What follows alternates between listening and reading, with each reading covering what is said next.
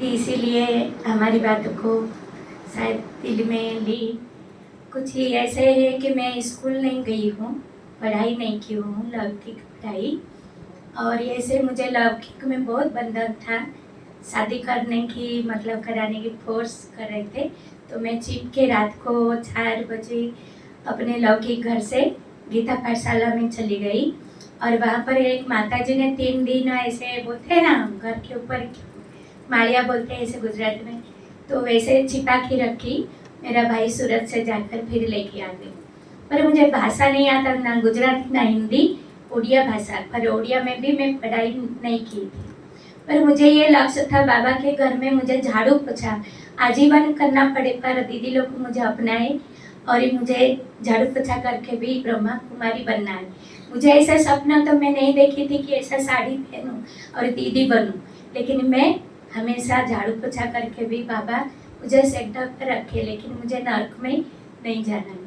पर सेंटर पर जब रहने लगी तो गुजराती भाषा मुझे समझ में नहीं आता था। मेरा भाई 8 बजे छोड़ के मुझे जाता था सेंटर पर, 8 बजे वापस वो नौकरी से आकर लेके जाता।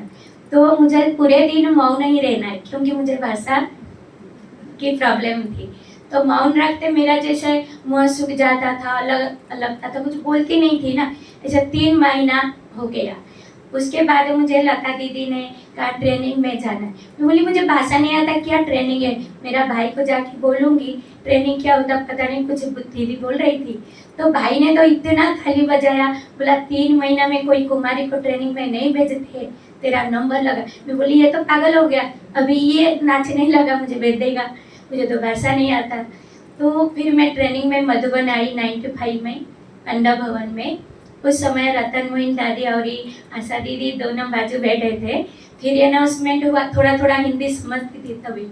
तो अनाउंसमेंट हुआ जो दिल्ली जाने वाले ग्रुप है बेहद सेवा में, तो वो आशा दीदी के लाइन में बैठे।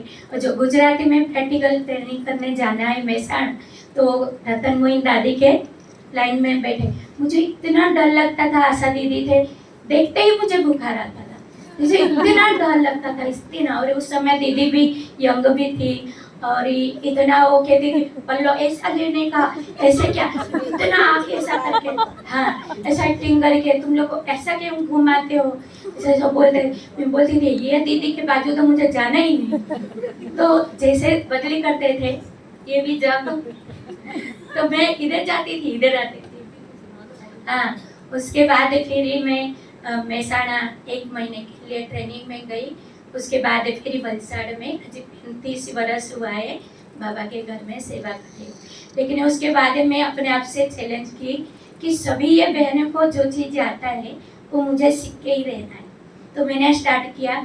तो हमारी जो उमरगाम की चेतना दीदी, उसे पहला जो चौक और सिलेट आता था वो मंगा करके मैं पहला क्लास की किताब खरीदी ली, गुजराती सीखी, फिर हिंदी सीखी, बाबा ने हिंदी सिखाया, फिर इंग्लिश सीखी, ट्यूशन क्लास की, सेंटर पर टीचर बुला, इंग्लिश टीचर को बुला करके ट्यूशन क्लास की, फिर कंप्यूटर की। उसके बाद में 2 व्हीलर भी सीखी। कितनी बार पढ़ी, कितनी बार उठी पर सीखी। मैं सोचती थी ये बहनों का आता है, मुझे क्यों नहीं। मैंने अपने आप से चैलेंज करने से भी हम आगे बढ़ती हैं, ये मैंने अपने अनुभव से कहती हूँ। चैलेंज करनी है, क्यों नहीं आता है। तो मैं हर चीज़, फिर अभी वो कार भी सीखी जा कर के स्कूल में। ऐसे कम चलाती हूँ, चलाती नहीं, भाई लोग होते ही है तो ले जाते हैं। और ऐसे मैं कर्मणा सेवा में भी, जैसे सेंटर पर टाइल्स कोरोना में लॉकडाउन हो गया, तो अपनी माथा पर ही चैलेंज किया कि ये भाई लोग 5-5 टाइल्स ऊपर चढ़ा रहे, तो मैं भी चढ़ा। तो सभी को मैंने कहा कि दादी प्रकाशमणि कहती थी पकड़ो पत्थर पकड़ो, ऐसा करके पांडव भवन में सेवा किया। तो मैं भी दादी जैसे भाई चढ़ा देती थी, मैं भी बोलती थी चलो सब 5-5, जैसे ईंट चढ़ाया, रेती चढ़ाया और ये टाइल्स चढ़ाया। तो हम लोगों ने कितने मजदूरी का पैसा उस समय बचाए थे, 3 महीना जो कोरोना चला था। तो कर्मणा सेवा में भी पहले मैं बोलती हूँ मैं पहला नंबर लूँ। और दूसरा फिर गुजराती में रहते, गुजरात का खाना उड़ीसा का खाना बहुत अंतर। तो मैं सोचती थी कि गुजराती का खाना मुझे पसंद करना है। तो आज हमारे दीदी 5,000 भाई बहन के लिए गुजराती खाना बनाने के लिए भी हमारे ऊपर विश्वास करती है, सब जिम्मेवारी मुझे ले। और दूसरा, मैं पानी पूरी बनाती हूँ, तो हमारे सब जोन में जो भी सेंटर पर भट्टिया चलता है, तो मैं पानी पूरी, पानी, उसका मसाला सब कुछ बनाकर बेचती हूँ।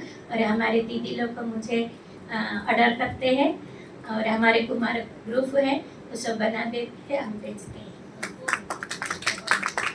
और दूसरा, मैं इसीलिए दीदी इंटरेस्ट इसलिए ले रही हूँ, जो फरिश्ता स्थिति हमें बनानी है, जो जब हल्का होंगे तो फरिश्ता होंगे, फरिश्ता होंगे तो उड़ेंगे।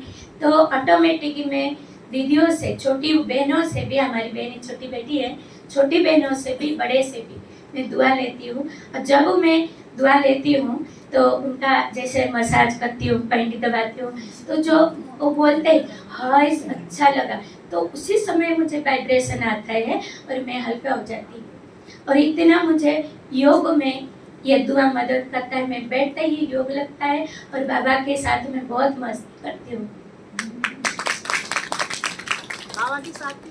मस्ती करती हूँ।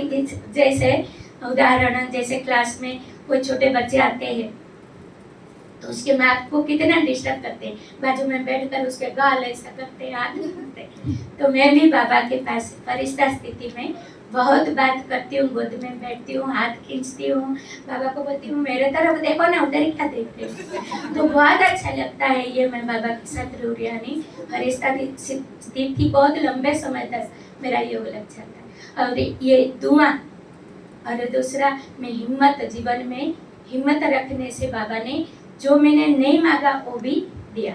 ओम शांति।